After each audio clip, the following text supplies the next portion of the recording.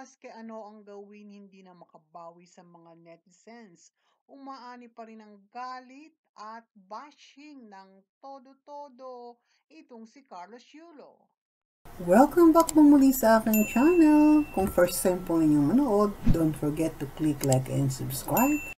Sa tulong nga ng isang kumpanya ng sasakyan, si Carlos Yulo ay nagkaroon ng gymnastics camp sa mga batang gymnast sa buong Pilipinas.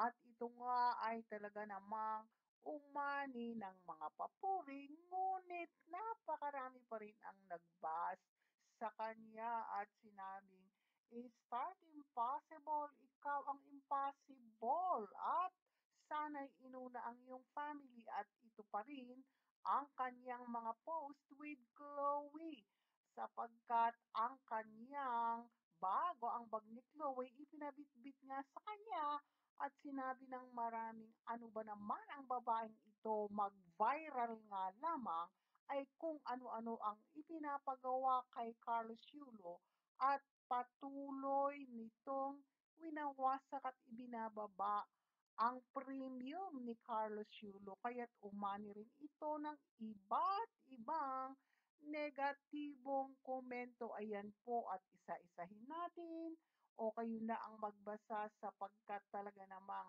hindi mo rin makakain ay sakop na daw po ng kung anong kapangyarihan at ang ugali naman talaga ay kung ano-anong katawagan ang ikinakabit muli at muli kung bakit hindi na nga siya makabawi. At gusto naman talaga ni Chloe, always viral siya at nasa limelight o fame whore nga. At eto na naman sa isang magazine na ipinost po ito ng ABS-CBN ay pinangaralan si Kaloy. Subalit, hating-hati at mas marami at 4,000 katao ito kumuha lamang po tayo ng unang bahagi at talaga namang sinasabing, grabe itong si Chloe, bakit hindi maalis sa tabi ni Kaloy?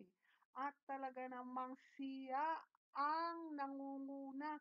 Sana ay masoloan niya ni Carlos Yulo ang parangal na ipinagkakaloob dito. Bakit nga laging umeeksena itong GF na kung tawagin naman ng iba ay nanay, tiyahin, ikinumpara pa kay Ma'am Josephine Tulfo.